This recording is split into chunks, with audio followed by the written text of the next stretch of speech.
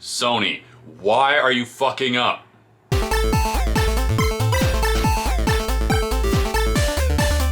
Hey guys, welcome back to the channel. It's Phil here, and I'm sick still.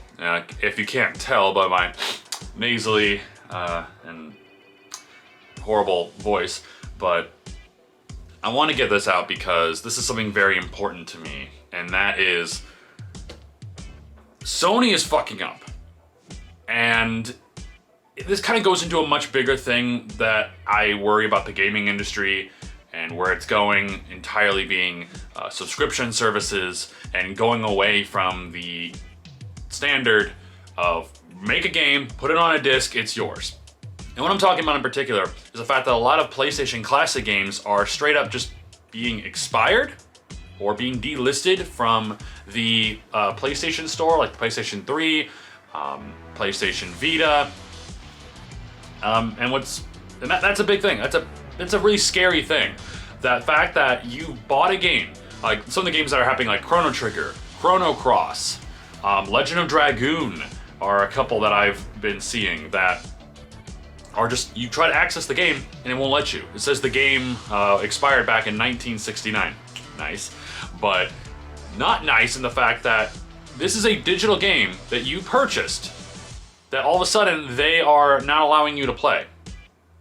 Now, whether this is a glitch in Sony's system, which a lot of people believe it is, and I can absolutely see it, but I can also see that this is really weird that this all started because people were unhappy with the Chrono Cross port to the Switch and the PS4, and so they went back to play the original PS1 Classic, and they're not able to.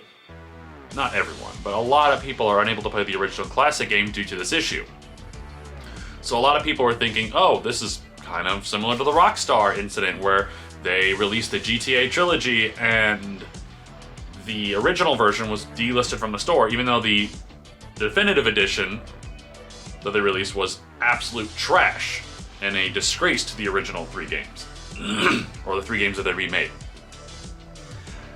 So people were thinking, oh, this is just another incident like that. They're getting rid of the original Classic game to make you buy the the remake of the game, you know? And a lot of people are going back to play the original Classic game because the remake, or I guess remaster, is not that good of a remaster. It's a very basic port. Some people even say the frame rate is worse than the original, and that's just a whole other thing. Like, stop releasing these bare bones basic ports or remasters if you're not going to put the effort in to actually make the game look good and make it a better quality game than the original, because then people are just going to go want to play the original. These companies don't get that. Just by slapping the word remaster on a product doesn't make the game better. Do an actual port. Do an actual upgraded remaster. Don't call it a remaster if it's not. But anyway, I checked my PlayStation Vita to make sure that I wasn't one of the people having to deal with it, because yes, I have a PlayStation Vita. I have almost every system out there. But luckily, mine was good. I was able to download Legend of Dragoon. I was able to play a bunch of other classic games that I have on there, like Resident Evil 2, Resident Evil Nemesis, and some of the Persona games that I have on there. So, great. I'm fine. I am happy. That did not affect me. But it still does not change the fact that so many other people are having this issue of games they actually bought. That's why I'm so against digital games in general. Fine, you know what? If I can get them for like $5 or something, fine. You know, I'll buy it. That sucks if I lose it, but I only spent like $5 on it. But when you buy a digital game for $60, $70, however expensive it may be, and first of all, I don't believe digital games should ever cost the same price as a physical game, because you're not getting a disc. You're not getting a box with it, nothing. So why is it the same price? But anyway, it's a different story. The fact that you can buy a digital game, you own that file, but then something like this has shown that you don't. They can take that away from you at any point in time. That's why digital games are so scary to me, because I don't own the game. Even though people say, oh, you can download the file, it's yours. Obviously not in this case. We've seen in the past where digital games just leave the storefront, aka Scott Pilgrim vs. the World, the game. Luckily they remade it in a physical copy, and I absolutely bought it because I'm not letting that happen again. But they can remove games at any point in time. PT, the playable teaser, which was going to be it was a prequel, or I guess kind of a tech demo for Silent Hills. I still have that on my PS4 Pro, and I am never ever getting rid of it because that game is gone. A fantastic game, but now gone.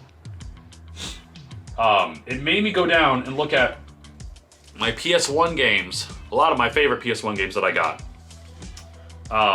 that I got for like $5 or so on the PlayStation Network. But if anything happens to them, I got the physical games right here. Parasite Eve. I got this. I know it's all of these are the greatest hits except for one. I'll take what I can get. I'd rather have a physical copy of it at all than, have the greatest hits version. Legend of Dragoon.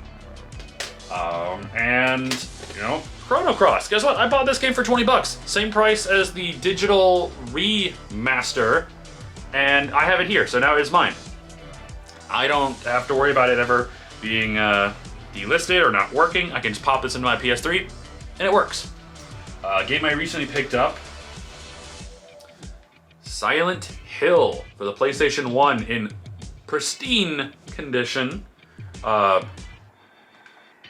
game, $5-6 on the PlayStation Store. Don't ask me how much I spent on this. Less than what's going on in like secondhand markets, but still not great. But what I'm getting at is that this whole digital era that these companies are wanting us to go through, the subscription services like Nintendo getting rid of the virtual console because they wanted to spoon feed us and drip feed us little bits of games every once in a while in a subscription service. I have the family plan for Nintendo Switch Online. I haven't really used it, but it's like $10 a month. Sorry, $10 for the whole year because I have 7 other friends to use it with. I have Xbox Game Pass because it was only $5 more a month for that than the standard gold membership, so fuck it. Might as well, and I have been playing a lot of the games on there. It's games that I don't really want to spend $15 on individually, and that's fine, If it's like $5 more a month, $15 a month, I'm getting online access and the Game Pass, fine. That's great.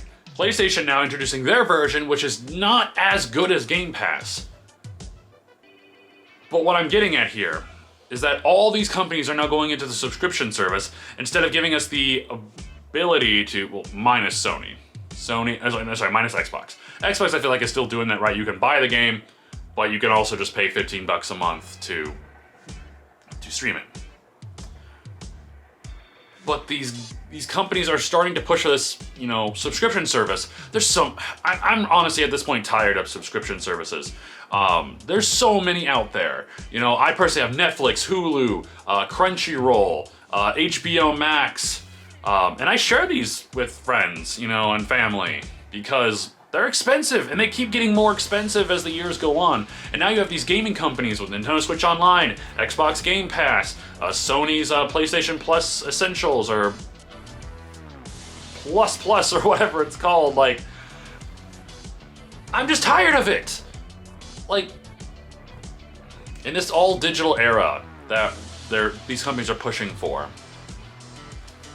I 100% believe that physical game sales will start dying out in the next couple of years.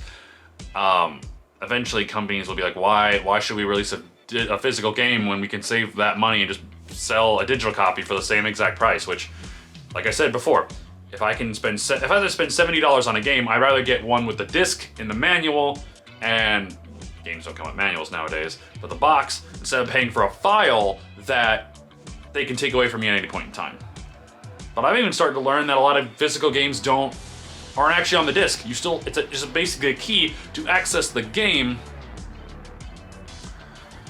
Sorry, this is kind of divulging into a bit of a rant, but the fact that, going back to the original story here, that the fact that these PlayStation Classic games are being delisted right around the time, or they're having these issues with expiration dates, happening right after the announcement of Sony's new streaming services, which allows you to play these original PlayStation 1, PS2, cloud streaming PS3 games. The fact that it's all happening so soon makes me feel like they're trying to test the waters. You know, they're trying to see what they can get away with. Because they want you to have reason to subscribe to their new subscription services.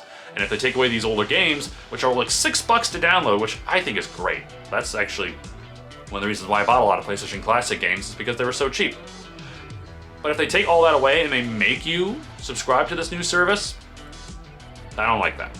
Give me an option to buy the game or to subscribe. Don't force me to, because if you do that, I'm not gonna want to do that. Especially when it's like more expensive than Game Pass, which is $15 a month and gives you a lot more value in it.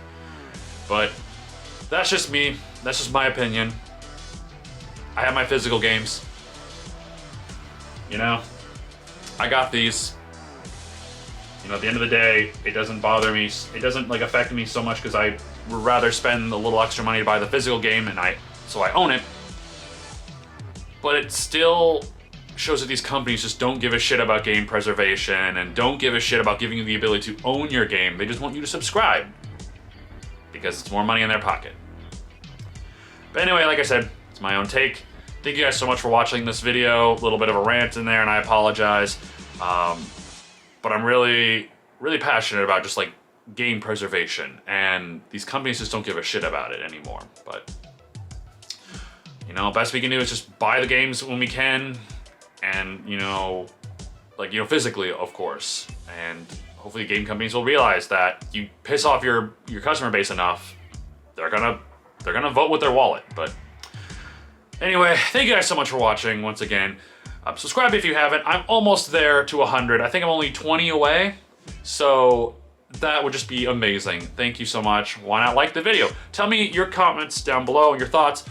What do you think about all this? What do you think of this whole subscription-based service life that we're living right now with shows, like TV and games? Are you okay with it? Are you against it? Let me know. Thank you guys again. Take care.